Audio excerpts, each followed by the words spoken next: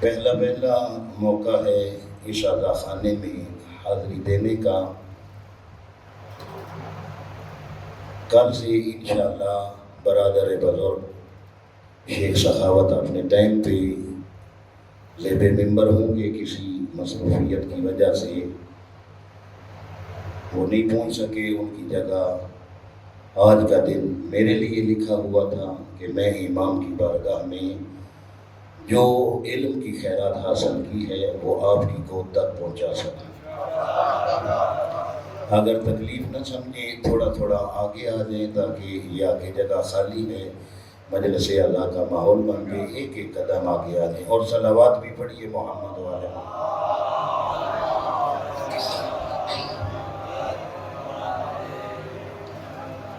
سورہ مبارکہ آل عمران کی 81 نمبر آیہ مجیدہ کا پہلا جز آپ کے سامنے تلاوت کر کے ثواب حاصل کیا،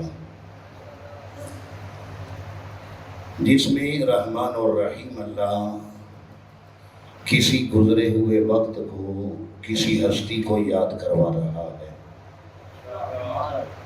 وَإِذْ أَخَذَ اللَّهُ مِيثَاقَ النَّبِيِّينَ، میرے حبیب اس وقت کو یاد کریں جب میں نے نبیوں سے وعدہ لیا تھا۔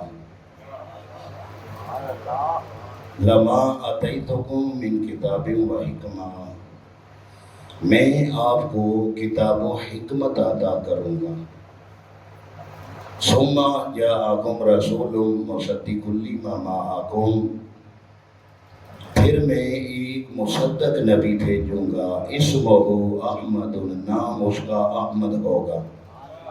توجہ ہے آپ لوگوں کی؟ لا تؤمنن بہ ولا تنصرن، تم نے اس پہ ایمان بھی لانا ہے اور اس کی نصرت یعنی مدد بھی کرنا ہے۔ کیا تم اس ذمہ داری کو اٹھا سکتے ہو؟ قال اقررتم واخذتم علی ذلکم اصری، کہا کہ ہم اقرار کرتے ہیں کس بات پہ؟ احمد کی نصرت اور مصطفیٰ پہ ایمان پہ۔ اگر ضرورت پڑی تو آیت کا اگلا حصہ پڑھیں گے۔ اس آیہ مجیدہ کو قرآن مجید میں آیت میثاق کے نام سے یاد کیا جاتا ہے، یعنی وہ آیت جس میں عہد و پیما ہوا، اللہ نے وعدہ لیا کن سے؟ نبیوں کی ارواح سے۔ آپ کی توجہ کے لیے جملہ بدل دیتا ہوں، اللہ نے کتاب و حکمت عطا کرنے سے پہلے فرش پہ نہیں، عرش اولا پہ ایک مجلس کا اہتمام کیا۔ انبیاء کی ارواح کو جمع کر کے سامعین نبی بن رہے ہیں، ذاکر خدا بن رہا ہے، اور نبیوں سے وعدہ لیا کہ میں کتاب و حکمت دوں گا، لیکن تم وعدہ کرو ثم جاءکم رسول مصدق لما معکم، جب میں ایک نبی بھیجوں جو تمہاری نبوتوں کی تصدیق کرے گا۔ ابھی بھی دنیا کو عظمت زہرا کے بابا کی سمجھ نہیں آئی۔ معاشر کے دن ہر نبی اپنی امت پہ گواہ ہے، زہرا کا بابا نبیوں کی نبوت پہ گواہ ہے۔ توجہ ہے آپ لوگوں کی؟ لیکن یہ عہد و پیما انبیاء کی ارواح سے ہوا، نبیوں کی روحوں سے،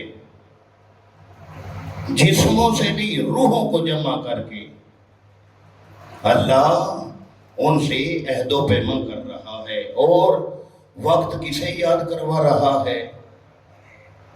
زہرا کے بابا کو۔ وَإِذْ أَخَذَ اللَّهُ مِيثَاقَ النَّبِيِّينَ، میرے حبیب اس وقت کو یاد کریں جب میں نے نبیوں سے وعدہ لیا تھا۔ توجہ آپ کی ہوگی، کائنات کی قیمت کا جملہ دینا چاہتا ہوں۔ 1 سال کے بعد دوبارہ کسی مجلس میں، خدا توفیق دے آپ کے چہروں کی زیارت کی، 1 سال کے بعد میں آؤں اور آ کے کسی ایک بزرگ کا نام لوں کہ بزرگوں آپ یاد کریں جب پچھلے سال 16 سفر کو میں اسی عزا خانے میں مجلس پڑھنے آیا تھا، تو سب ان بزرگوں سے یہ نہیں پوچھیں گے کہ آپ کہاں تھے، میرا سوال ہی بتائے گا کہ جنہیں میں نے کہا کہ یاد کرو 1 سال پہلے جب میں مجلس پڑھنے آیا تھا، اس بات کی دلیل ہے کہ جب سال پہلے میں پڑھ رہا تھا وہ بزرگ موجود تھے۔ بھائی تھوڑا بیدار ہو جائیں، وقت اسے یاد کروایا جاتا ہے جو وقوع کے ٹائم موجود ہوتا ہے۔ اللہ فرما رہے میرے حبیب یاد کر، جب میں نے نبیوں سے وعدہ لیا تھا طے ہو گیا، اللہ نبیوں سے وعدہ لے رہا تھا، زہرا کے بابا دیکھ رہے تھے۔ وَأَقْرَرْتُمْ وَأَخَذْتُمْ عَلَىٰ ذَلِكُمْ إِصْرِي۔ خدایا ہم اقرار کرتے ہیں،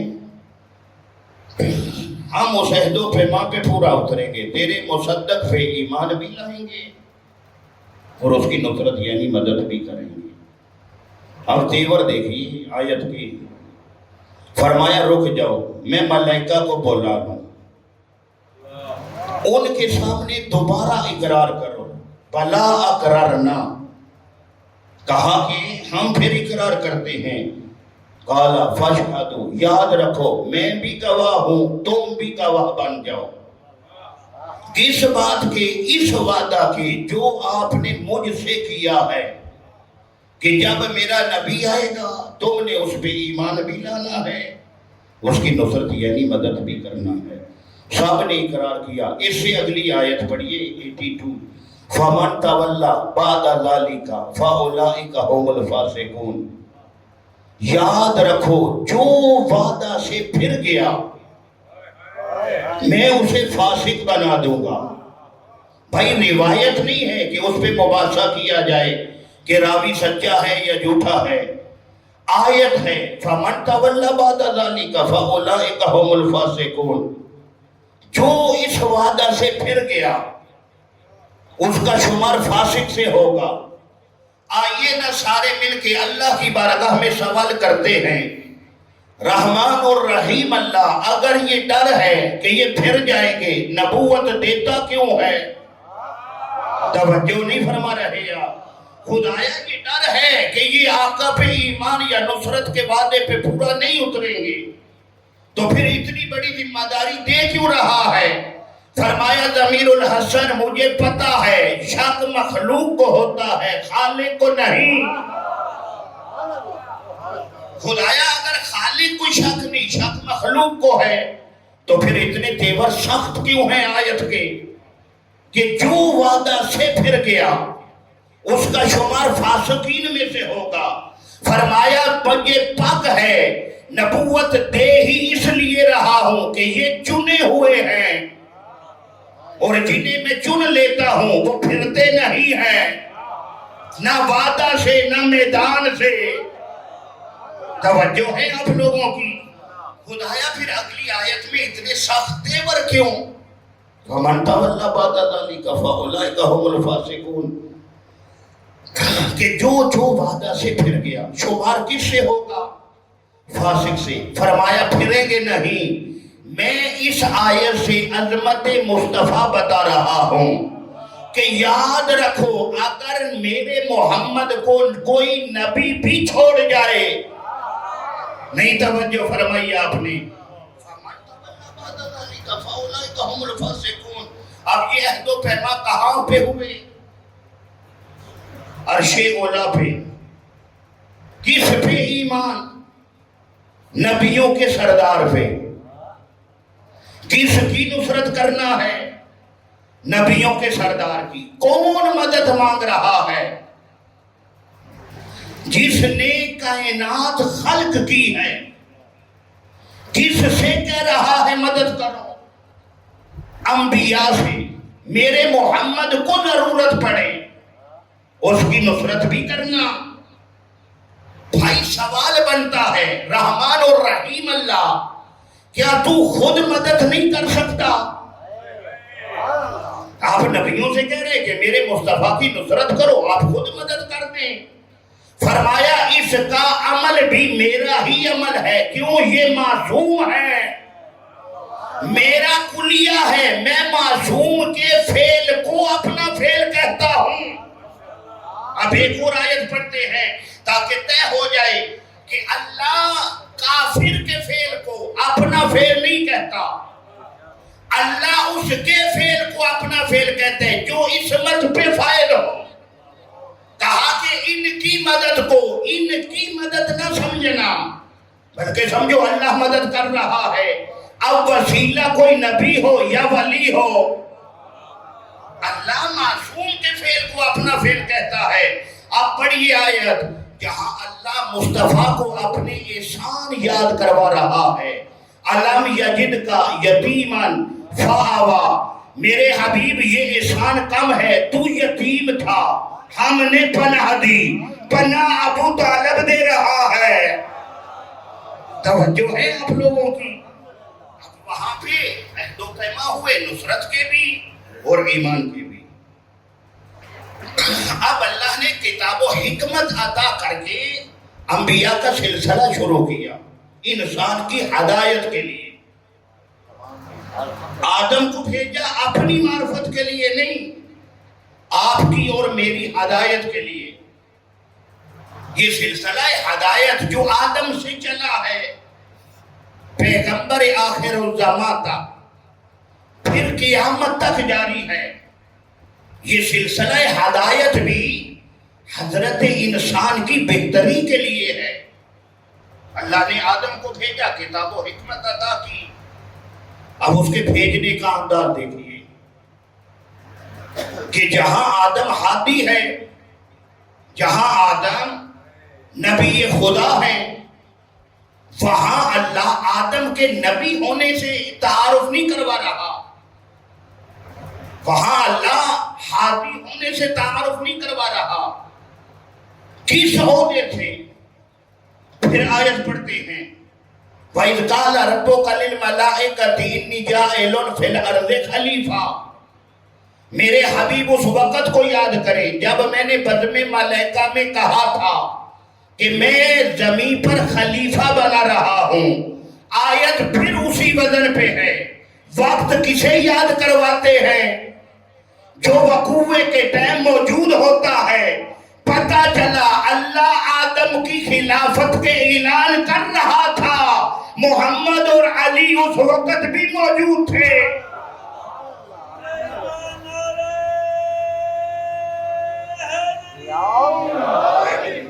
تعارف نہیں،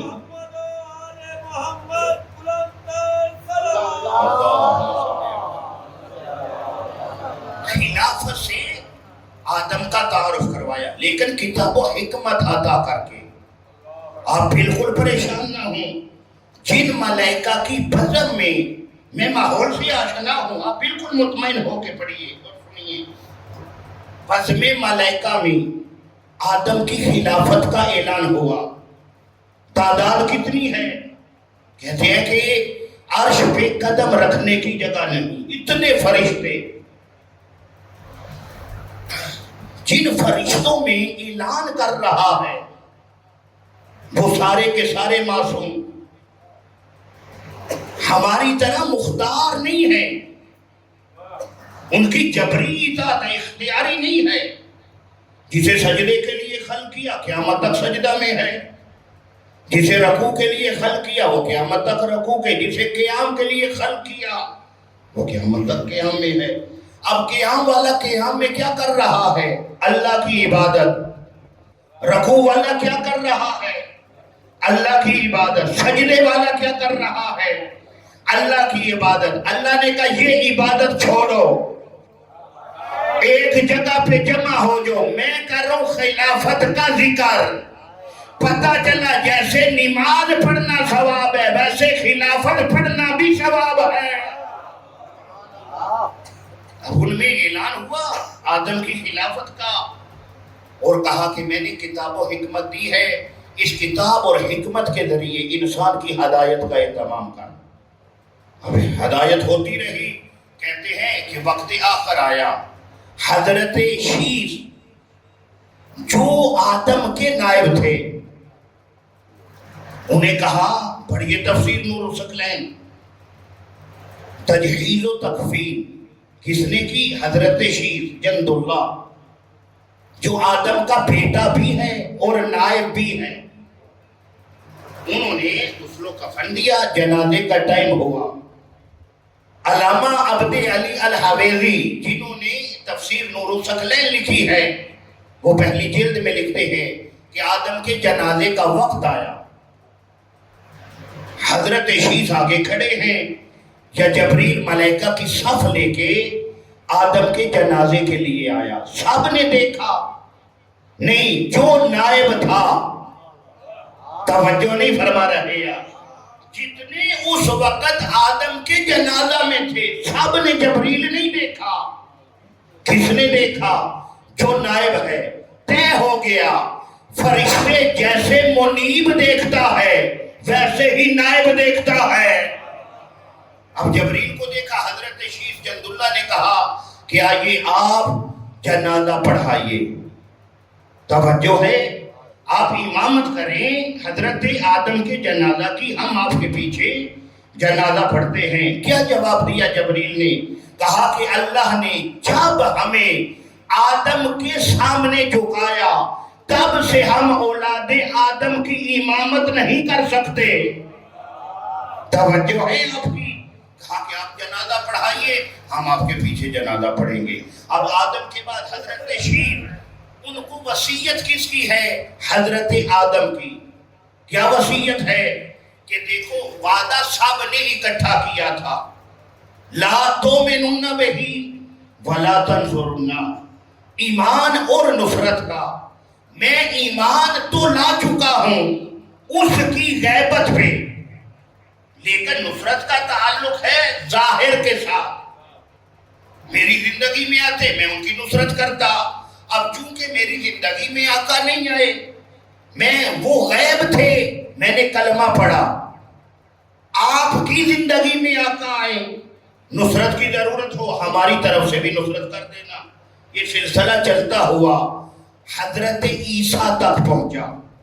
ہر نبی اپنے سے بعد والے کو وصیت کر رہا ہے کہ دیکھو وعدہ اکٹھے کیا تھا، میری زندگی میں آقا نہیں آئے، وہ غیب تھے، میں نے غیبت میں کلمہ پڑھا. تعلق نصرت کا ظاہر کے ساتھ ہے. آپ کی زندگی میں آ جائے آپ نصرت کر دینا. کلمے کا تعلق غیبت میں بھی ہے، وہ غائب تھے، ہم نے کلمہ پڑھا. طے ہو گیا. انبیاء پہلے محمد کی غیبت میں انتظار کرتے رہے، آپ آخری محمد کا انتظار کر رہے ہیں. اب حضرت عیسیٰ تک یہ سلسلہ پہنچا تو حضرت عیسیٰ نے کہتے اتنی شدت سے انتظار کیا آقا دو جہاں کا کہ اللہ کو عیسیٰ کے انتظار کی ادا پسند آ گئی. فرمایا یہ شرف تیرے لیے ہے، پہلے محمد کا بھی تو نے انتظار کیا، آخری کا بھی تو ہی کرے گا. زندہ سما پہ بولا دیا. کہا کہ مہدی کا تو بھی انتظار کر. آپ بھی انتظار میں ہیں، سرکار بھی انتظار میں. یہاں ایک لمحے کے لیے جوان بھائیوں روکنا چاہتا ہوں کہ حضرت عیسیٰ بھی انتظار میں، آپ بھی سرکار کے انتظار میں. جب بستر پہ لیٹے تو اپنے گریبان میں دیکھیں کیا ہم ایسے منتظر ہیں جیسے مہدی چاہتے ہیں؟ یہ پچھلے دنوں کا واقعہ ہے. سرکار عسکری کا بیٹا ایک دروازے پہ دستک دی. وہ جوان کہتا ہے جیسے ہی میں نے دروازہ کھولا ایک نورانی شخصیت، شبل امامہ پہنے، ابا کعبہ پہنے، دروازے پہ. کہتے ہیں میں نے دروازہ کھولا، توفیق الہی سے میں نے پہچانا کہ یہ تو میرے مولا مہدی ہیں.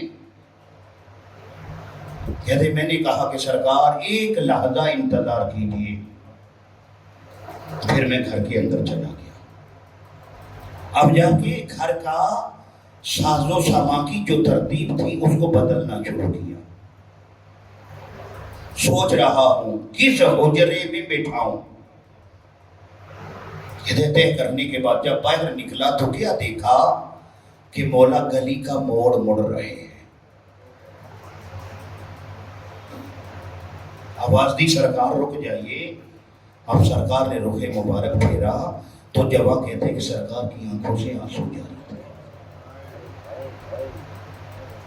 ایک جملہ کہا فرزند زہرا نے, تعجب ہے صبح سے جس کے دروازے پہ گیا ہوں ہر کسی نے کہا کہ ایک لحظہ انتظار کیجیے.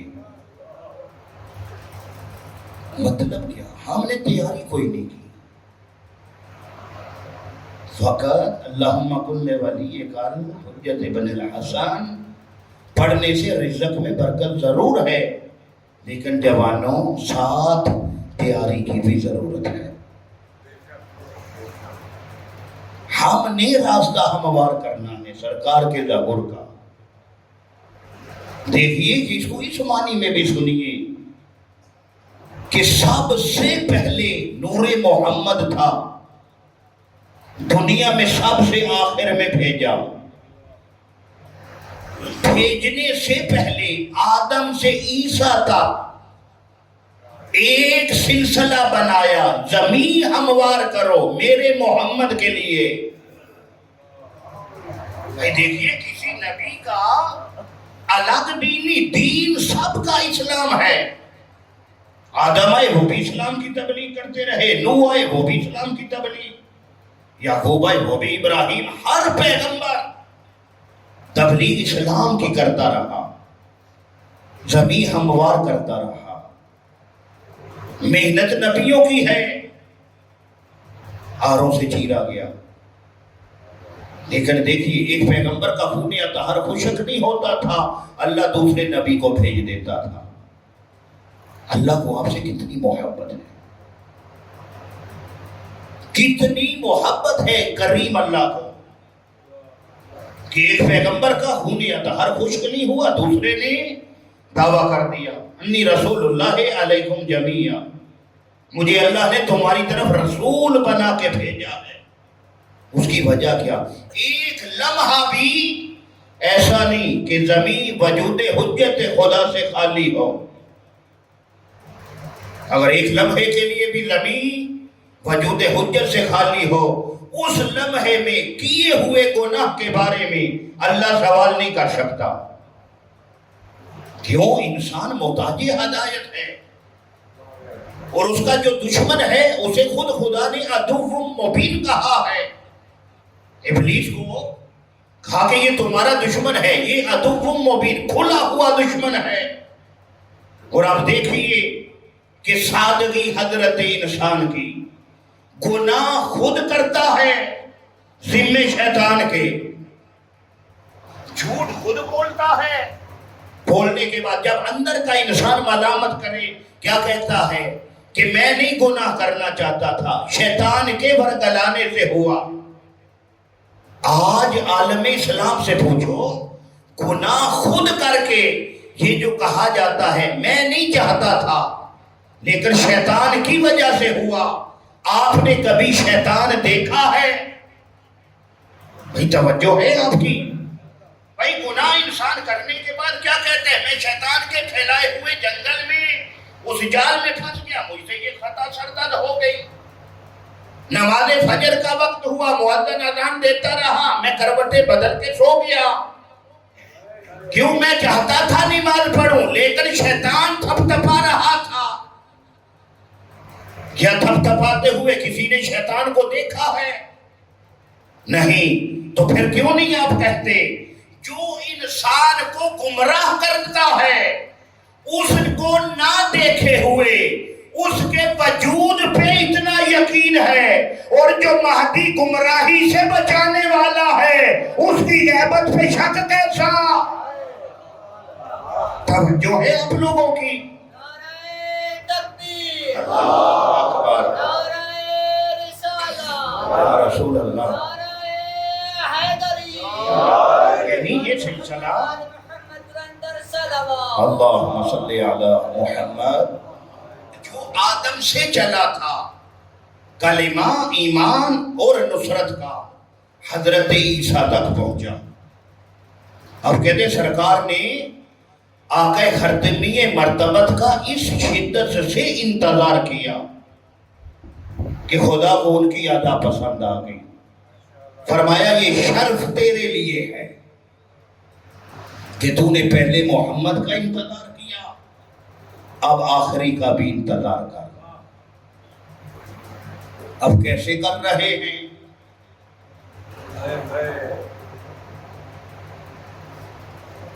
ابراہیم دمشقی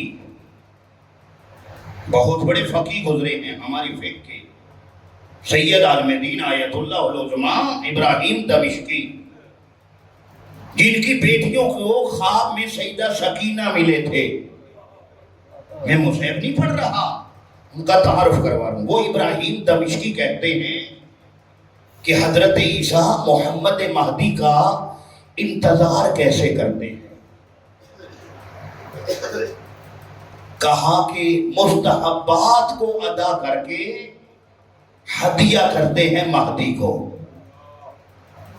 اب آئیے، آپ ہیں مولا کائنات کے پیروکار، مولا نے اس کو بدل کر آپ کو دیا ہے کہ دیکھو واجبات میں قرب الہی نہ تلاش کرو، مستحبات میں ڈھونڈو۔ واجبات فرض ہیں، ان کے بارے میں پوچھا جائے گا، مستحبات ادا کر کے قرب الہی کے متلاشی بنو۔ جب اس راستے پہ چلو گے تو منزل کا نام مہدی بن جائے گا۔ اب عیسیٰ انتظار کر رہے ہیں کس کا؟ سرکار کا۔ لیکن مجھے یہ بتائیے، جب آقا دو جہاں دنیا میں تشریف لائے، کتنے غزوات ہوئے ہیں آقا کی زندگی میں؟ کتنی جنگیں ہوئی ہیں؟ چاہے مکی زندگی کو پڑھیے سرکار کی، چاہے مدنی زندگی کو۔ جب ابو جہل لوگوں کو کہتا تھا کہ سرکار پہ کوڑا پھینکو، تو کون سا نبی آ کے محمد کی نصرت کر رہا تھا؟ توجہ ہے آپ کی؟ احد ہوئی، بدر ہوئی، حنین ہوئی، خندق ہوئی، خیبر ہوئی، کوئی ایک جنگ دکھاؤ جس میں کسی نبی نے آ کے شمشیر زنی کی ہو۔ سرکار کے جتنے غزوات ہیں، جتنی جنگیں ہیں، کوئی ایک جنگ دکھاؤ جس میں اسلام کے لشکر کی روح کبھی نو بنا ہو، کبھی یعقوب بنا ہو۔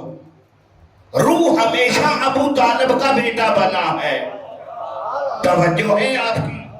نہیں، لفظ جان کے میں نے کہا روح، اس وجہ سے کہ آپ کو علم ہو جائے کہ جو لشکر کی روح ہوتی ہے وہ کیسی ہوتی ہے۔ تھوڑا پھر قرآن کی طرف چلتے ہیں، گھبرا تو نہیں رہے آپ؟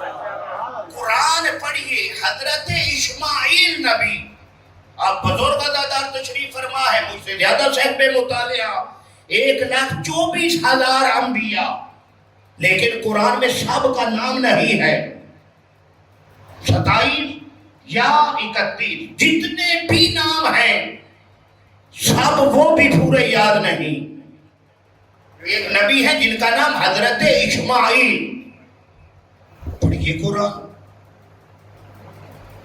بیٹھے ہوئے ہیں 9 بندے کھڑے ہوئے اور کھڑے ہو کے انہوں نے اعلان کیا کہ نبی خدا جالوت بادشاہ ہم پہ ظلم کرتا ہے، ذہن اس بات پہ رہے کہ اسلام کے لشکر کی روح ہمیشہ ابو طالب کا بیٹا ہی رہا ہے۔ وہ 9 بندے کھڑے ہوئے، انہوں نے کہا نبی خدا جالوت ظلم کرتا ہے، مردوں کو قتل کر کے عورتوں کو کنیزی میں لیتا ہے، جس کا رقبہ سرسبز و شاداب دیکھتا ہے اس پہ جا کے قبضہ کر لیتا ہے۔ نبی نے پوچھا پھر آپ کیا چاہتے ہیں؟ انہوں نے کہا کہ آپ کسی کو اپنا نائب بنائیں، اس کی قیادت میں ہم ظالم کے ظلم کے خلاف جہاد کریں۔ اب جب یہ کہا تو نبی چپ ہو گئے، خاموش۔ کہتے دوسرا دن ہوا، پھر وہی 9 بندے، نہ 10 ہوتے ہیں نہ 8 ہوتے ہیں۔ توجہ ہے آپ کی؟ پھر کھڑے ہوئے، اے نبی خدا کل ہم نے ایک گزارش کی تھی، لیکن پیغمبر پھر چپ ہے۔ تیسرا دن آیا، اب جب اصرار بڑھانا کہ کسی کو بنائیں جو قیادت کرے اور ہم ظالم کے ظلم کے خلاف جہاد کریں، اب سرکار بولے حضرت اسماعیل کہ مجھے یہ بتاؤ تمہیں کس نے بتایا ہے کہ نائب بنانے کا اختیار میرے پاس ہے؟ 3 دن سے جو مجھ سے مانگ رہے، انہوں نے کہا پھر کس کے پاس ہے؟ فرمایا جس نے مجھے نبی بنایا ہے، یعنی خدا کے پاس۔ انہوں نے کہا ٹھیک ہے، آپ خدا کو ہماری گزارش کیجئے، پھر جس کو بنائے گا؟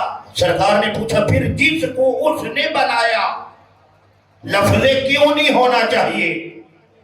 کیوں جسے وہ چنتا ہے وہاں کیوں کرنے سے ایمان ختم ہو جاتا ہے؟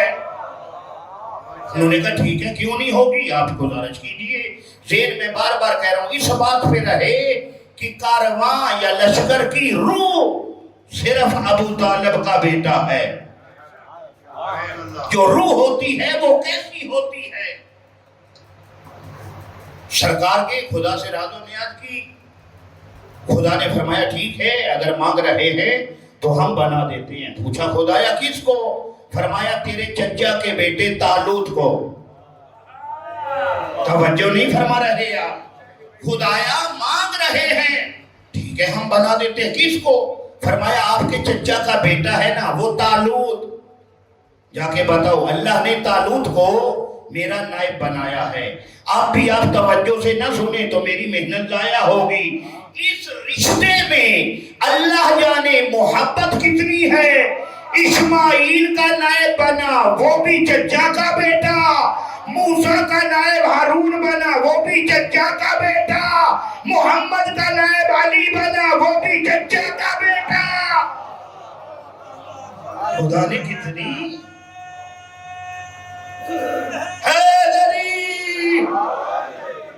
انس رکھی ہے اس رشتے میں۔ اب سرکار واپس پلٹے، دوسرے دن پھر دربار لگا اور وہ بندے کھڑے ہوئے، انہوں نے کہا اے نبی خدا کیا آپ نے گزارش پیش کی تھی؟ سرکار نے فرمایا ہاں۔ پھر کس کو چنا ہے؟ اللہ نے فرمایا کہ ان کو تعارف کروانا اور دکھانا۔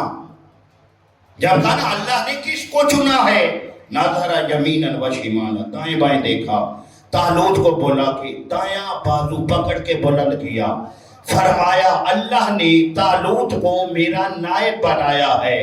طے ہو گیا، بنانا اس کا کام ہے، دکھانا نبی کا کام ہے۔ اب جیسے ہی طالوت کو دکھایا تو وہ فوراً کہنے لگے کیوں بنایا ہے؟ توجہ نہیں فرمائی آپ نے؟ سرکار نے فرمایا اس لیے تم نے مانگا تھا۔ اب کیا اس کا معیار کیا بتا رہے ہیں کہ دیکھو افرادی قوت ہمارے پاس زیادہ ہے بنسبت طالوت کے، دولت ہمارے پاس زیادہ ہے بنسبت طالوت کے، پھر کیوں بنایا؟ فرمایا اس کیوں کا جواب بھی میں نہیں دوں گا، وہ دے گا جس نے بنایا ہے۔ میں کہہ دوں گا، یہ کہہ رہے ہیں بندے ہمارے پاس زیادہ ہے، افرادی قوت ہمارے پاس زیادہ ہے، دولت بھی ہمارے پاس زیادہ، پھر کیوں بنایا؟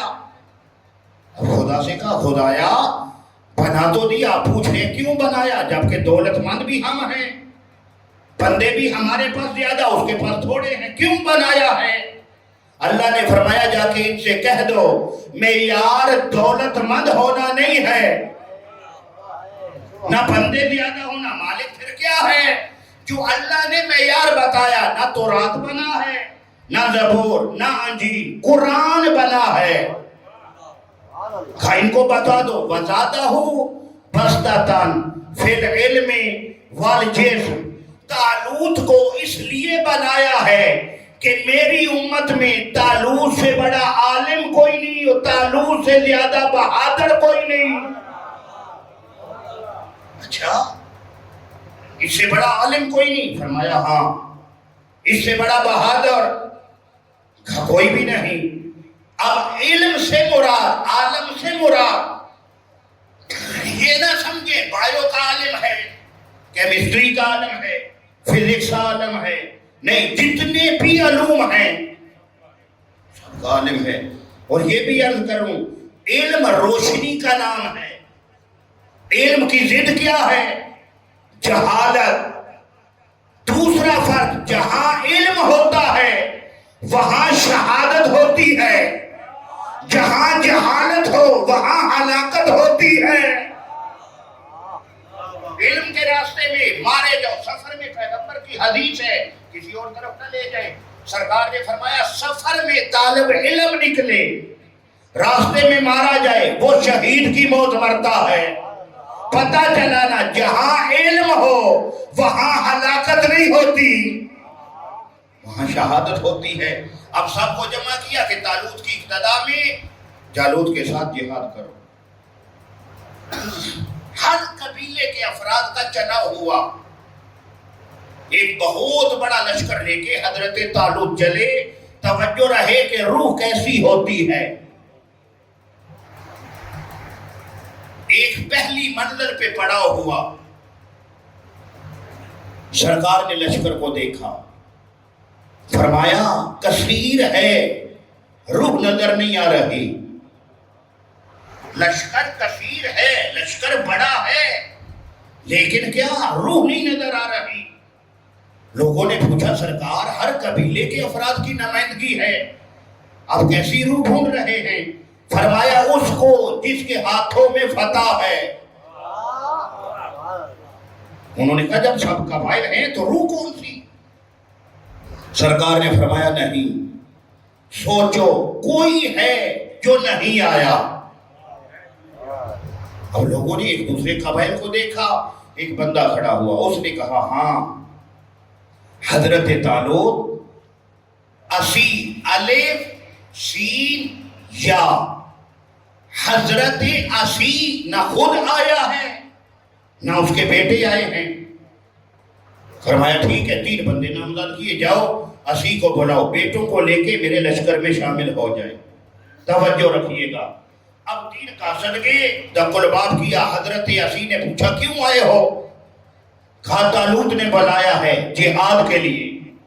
کہتے ہیں فوراً حضرت اسی نے جنگی لباس پہنا، بیٹوں کو بلایا، ہتھیار دے پہ تن کرو، چلو۔ کہتے ہیں گھر سے باہر نکلے، جو قاصد طالوت نے بھیجے تھے، ایک نے کہا کہ تم پہلے کیوں نہیں آئے؟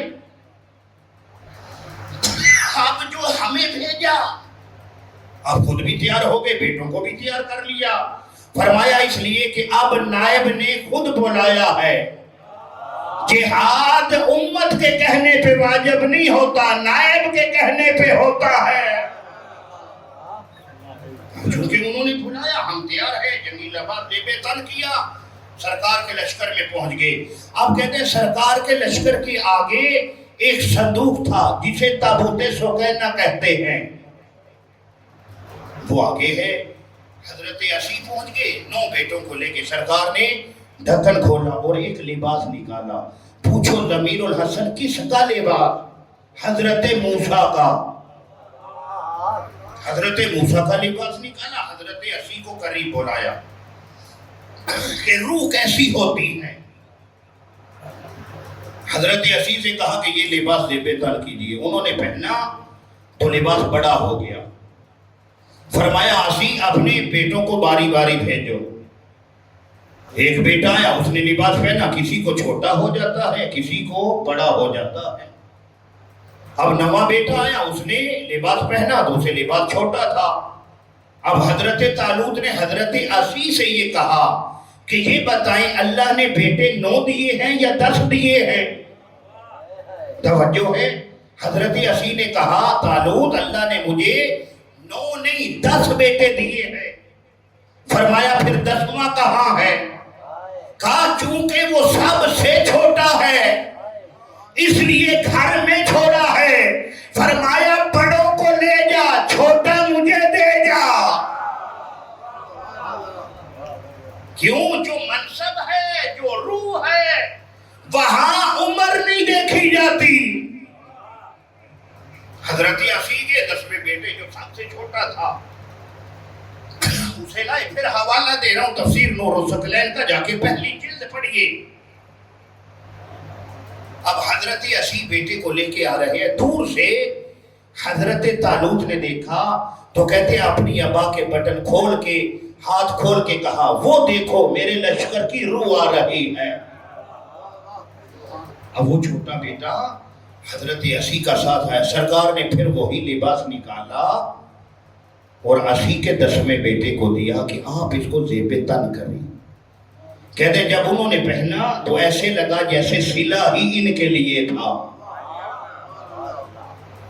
جیسے ان کو پورا ہوا، سرکار نے دونوں بغلوں میں ہاتھ ڈال کے بلند کر کے لشکر کو دکھا کے کہا یہ ہے لشکر کی روح جسے منیب کا لباس پورا ہے، نہیں پیچھے رہ گئے ہیں۔ حضرت عباس نے کیا کہا تھا امیر المومنین سے کہ میں چچا ہوں رسالت ماب کا، میں بھی وارث ہوں، مجھے بھی کچھ چاہیے۔ سرکار نے فرمایا چچا کچھ نہیں، سب کچھ لے جائیے، شرط ہے میں تبرکات مصطفیٰ رکھوں گا مسجد کے اندر، سواری ہوگی مسجد کے باہر، آپ تبرکات پہنیے، سواری پہ بیٹھ کے لے جائیے۔ اب مسجد کھچا کھچ بھری ہوئی ہے پیغمبر کے اصحاب کے ساتھ، سرکار نے تبرکات کا صندوق رکھا، ڈھکن کھولا۔ حضرت عباس ابن عبد المطلب نے پیغمبر کا امامہ پہنا، پیغمبر کی ابا کبا، پیغمبر کی ذرہ، پیغمبر کی نیام، عصائے مصطفیٰ کے سہارے اٹھنا چاہتے ہیں، زمین اٹھنے نہیں دیتی۔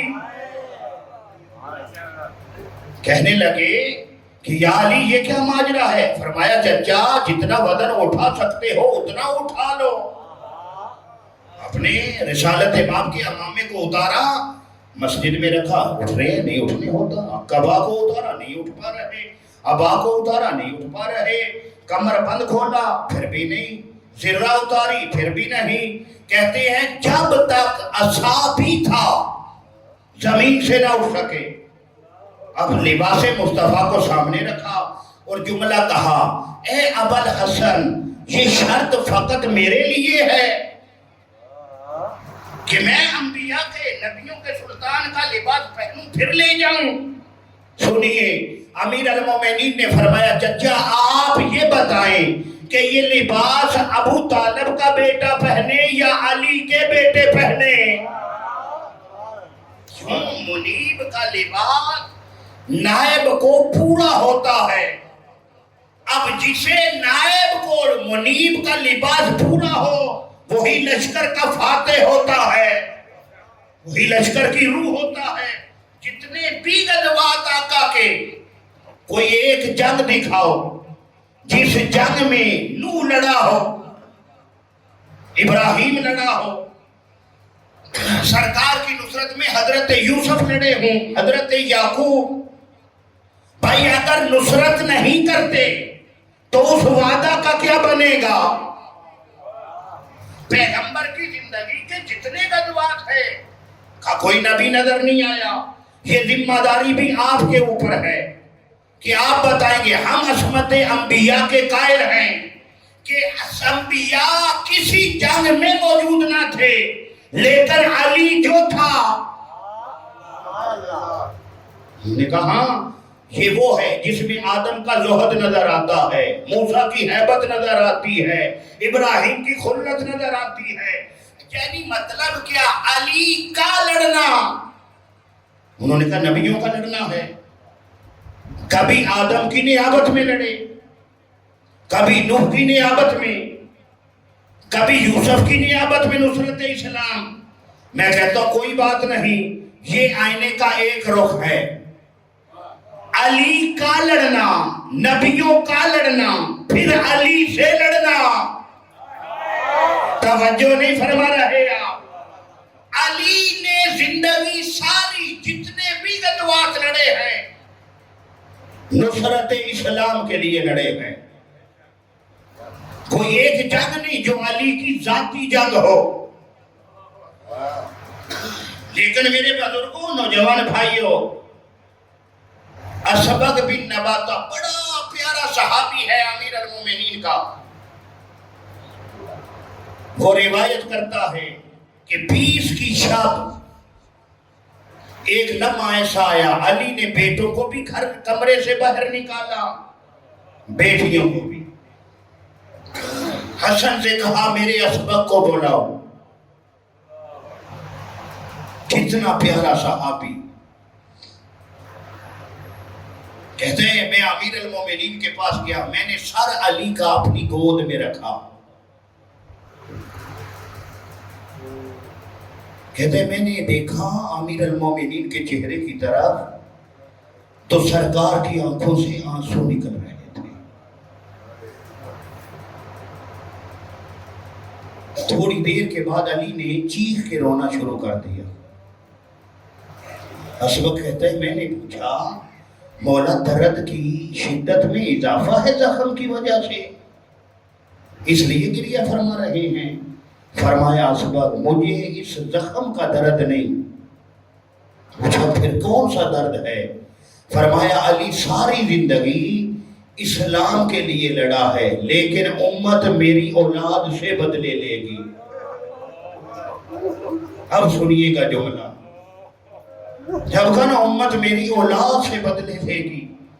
اسبق کہتے ہیں میں نے سرکار کے قدموں پہ ہاتھ رکھا، فرمایا کہ آپ کے حسن جیسا بیٹا ہے، حسین جیسا بیٹا، ان سے بدلے لیں گے جو مہر نبوت کے سوار تھے۔ علی رو کے کہتے ہیں اسبق کاش بات ان پہ ختم ہو جاتی، امت بیٹوں سے زیادہ میری بیٹیوں سے بدلے لے۔ اجرکم علی اللہ، اجرکم من السیدہ۔ منزل کربلا جس کا انتخاب بیٹوں کے لیے تھا وہ آسان تھی، لیکن جس کا انتخاب سیدہ زینب کے لیے ہوا یہ منزل بڑی مشکل تھی۔ کیسے کیسے بدلے لیے ہیں اولاد علی سے، مجھے سمجھ نہیں آ رہی کہاں سے مصیبت شروع کروں۔ دو اولادیں حسین نے نماز شب میں مانگی تھی، ایک علی اکبر، دوسرا معصومہ سکینہ۔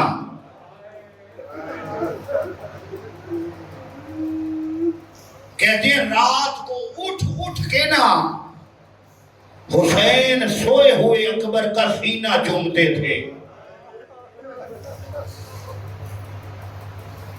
کچھ دنوں کا اکبر تھا نا، شیخ نے اپنی امالی میں لکھا آدھی رات کے وقت حسین اٹھے اور جناب لیلا کے پاس اکبر تھے، جا کے اکبر کے بٹن کھولے اور سینہ چومنا شروع کیا۔ کہتے ہیں جناب لیلا کی آنکھ کھلی تو تڑپ کے کہا حسین کیا ہوا؟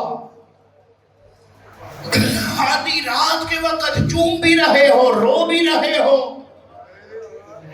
حسین تڑپ کے کہتے ہیں اسکت یا لیلا، او لیلا چپ ہو جا، کہیں میرے اکبر کے احرام میں خلل نہ آ جائے۔ اور جس بیٹی کو نماز شب میں مانگا، آپ پرانے عزادار ہیں، آپ کے دل میں قبر حسین ہے، میں جانتا ہوں۔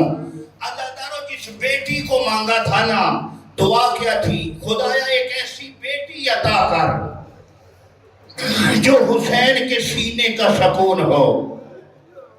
اللہ نے سکینہ دی۔ اسے نماز شب میں مانگا تھا نا، باپ ذبح نہیں ہوا تھا، اس کو تماچے لگنا شروع ہوئے۔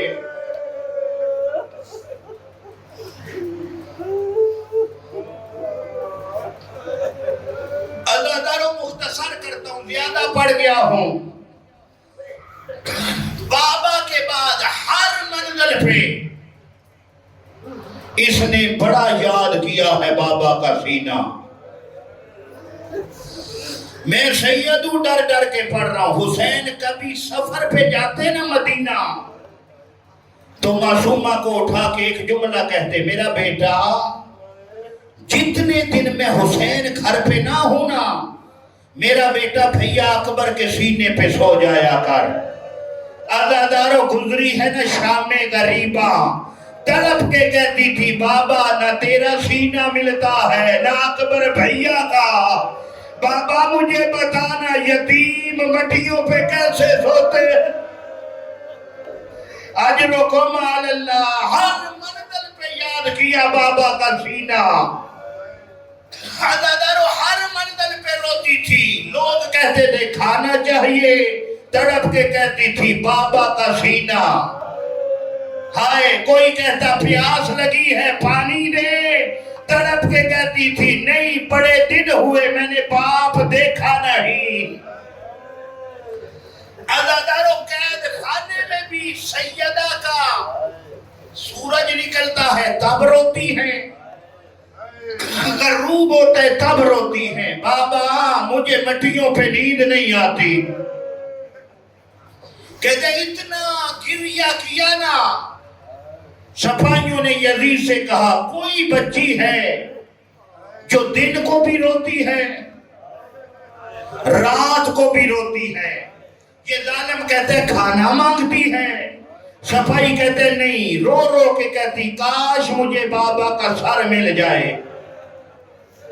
العظمت للہ۔ میرے بزرگوں 21 محرم تھی، ملتان میں بھی پڑھنے گیا تھا، شیخ انور علی نجفی بھی، اتفاق سے بانی نے حکم دیا سید ہمیں سکینہ کی شہادت سنا، میں بڑا کم پڑھتا ہوں معصومہ کو، شیخ انور میرے پیچھے بیٹھے تھے، میں نے انہیں مخاطب کیا، میں نے کہا آپ بزرگ ہیں آپ دعا کریں، ایک روایت پڑھتا ہوں جو عمومی ہے عام پڑھی جاتی ہے، لیکن ایک ایسی دعا ہے ایک ایسی روایت ہے، قبلہ آپ دعا کریں جیسا لکھا ہے ویسے ہوا نہ ہو۔ انہوں نے کہا سید آپ دونوں روایتیں پڑھیں، معافی مانگ کے پہلی روایت جو پڑھی جاتی ہے، اس نے سید سجاد کو بلایا، سوال کیا، کہہ دی یہ کون بچی ہے؟ میرے مولا نے فرمایا میری بہن ہے۔ عزادارو یہ ظالم کہتے ہیں کھانا مانگتی ہے، غریب کہتا ہے نہیں، کیا مانگتی ہے؟ چپ کرنی چاہیے، غریب کہتا ہے بابا کا سر دے دے۔ عزادارو یہ ظالم کہتا ہے کیا گارنٹی ہے پھر نہیں روئے گی؟ تڑپ کے باقر کا بابا کہتا ہے زندہ رہی تو پھر روئے گی۔ اجرکم علی اللہ، یہ پہلی روایت جو ہر خاص و عام پڑھتا ہے۔ ایک تشت میں مظلوم کا سر رکھا، اوپر رومال، دیکھنا میری طرف ہے، کڑیاں پہنی ہوئی ہیں، تشت میں بابا کا سر ہے، اوپر رومال ہے، دربار سے قید خانے تک کئی بار سجاد اٹھا بھی ہے، کئی مرتبہ بیٹھا ہے، پوچھو کیوں؟ ایک ہی سوال کرتا تھا بابا 13 ضربوں سے شہید ہونا آسان ہے، بابا زینب و کلثوم کو لے کے کبھی اس بازار ہائے کر لے ماتم کی تیاری، بابا بدماشوں کے ہجوم میں پھوپھیوں کو لے کے جانا بڑا مشکل کام ہے۔ عزادارو دیکھنا میری طرف، یہ روایت عمومی پڑھی جاتی ہے، کہتے ہیں اسی طرح اٹھا کے سجاد ایسے بیٹھے نہ قید خانے میں جیسے نمازی تشہد میں بیٹھتا ہے، آواز دی سکینہ، کوئی جواب نہیں آیا، دوسری مرتبہ کا سکینہ، اب معصومہ نے تڑپ کے دیکھا نا سجاد کے ہاتھوں پہ دست ہے، اوپر رومال ہے، پہلا جملہ کا بھیا میں نے کب مانگا تھا کھانا؟ غریب کا بیٹا رو کے کہتا ہے کھانا نہیں، اجڑی کا بابا ملنے آیا ہے۔ عزادارو باپ سے جو اتنی محبت تھی، جب پتہ چلا ہونا یہ چاہیے تھا، فطرت کہتی ہے شہزادی جلدی سے اٹھ جاتی، لیکن لکھنے والے نے لکھا جب کہا بابا آیا ہے، جہاں لیٹی تھی وہاں لیٹ گئی، تڑپ کے کہا باقر کا بابا کربلا سے شام تک میں نے کبھی کوئی سوال نہیں کیا، مجھے گھوڑوں کے ساتھ دوڑاتے رہے، میں نے شکوہ نہیں کیا، سجاد میری کمر پہ تالیانے مارتے رہے، میں نے شکوہ نہیں کیا۔ سجاد میں سوال کرتی ہوں، پوچھا کیا؟ فرمایا منت کر، میرے بابا کا سر میرے سینے پہ رکھ دے۔ عزادارو جب آیا نا حسین کا سر معصومہ کے سینے پہ، پہلا بیان کیا، بابا وقت کی بات ہے، بابا کبھی سکینہ تیرے سینے پہ سوتی تھی، بابا بیٹی کا سینہ حاضر ہے، اجرکم من السیدہ اجرکم من الزہرا۔ عزادارو یہ روایت ہر خاص و عام پڑھتا ہے۔ جس جملے کے لیے میں سید نے معافی مانگی ہے، میں نے شیخ انور سے بھی معافی مانگ کے کہا تھا قبلہ دعا کرے جو لکھا ہے ویسا نہ ہو۔ انہوں نے حکم دیا تو پھر پڑھا، آج یہاں بھی پڑھتا ہوں۔ عزادارو جب قیدی کے بارے میں سپاہیوں نے کہا نا کوئی بچی ہے جو باپ کو یاد کر کے روتی ہے، عزادارو راوی نے لکھا کہ اس ظالم نے کہا حسین کا سر لے جاؤ، جا کے اس بچی کو دو۔ یزید کے سپاہی نے، مجھے بتاؤ حسین کا سر ایسے اٹھایا ہوگا؟ میں مر جاتا یہ روایت نہ پڑھتا۔ عزادارو اس ظالم نے زلفوں میں ہاتھ ڈالا۔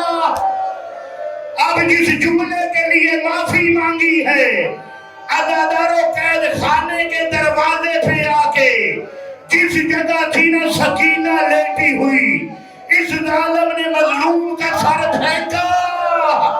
عزادارو سکینہ ڈر کے بھاگی، تھوڑی دیر کے بعد بابا کی خوشبو پائی، تڑپ کے سر اٹھایا۔ اب کیا دیکھا؟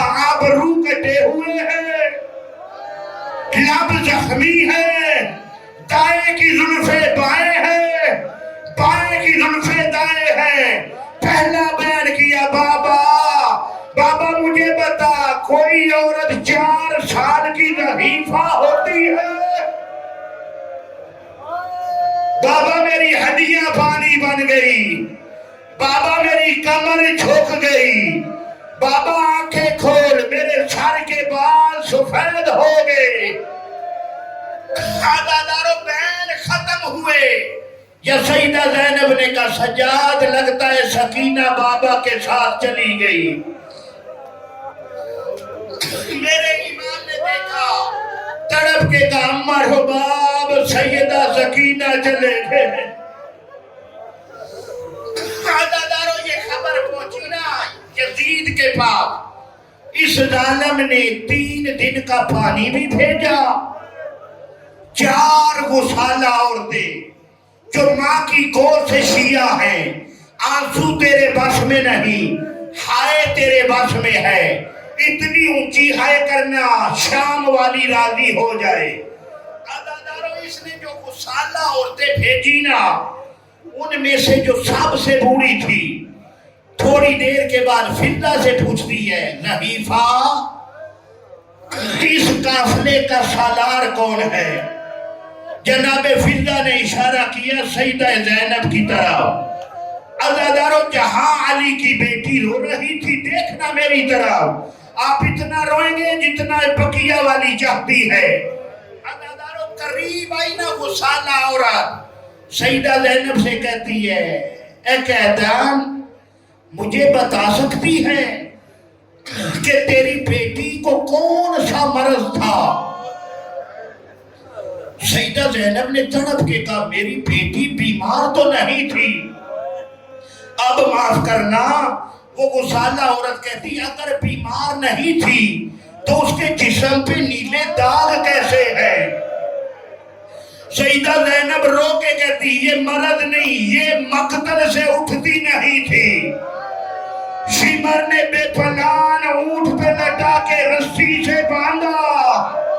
سیدہ فرمانی اونٹ دورانے کے لیے یہ ظالم اونٹ کو تالیانے مارتا تھا، وہ تالیانے میری سکینہ کی پسلیوں پہ رو رو کے کہتی تھی چچا غازی تیری سکینہ کی پسلیاں ٹوٹ گئی،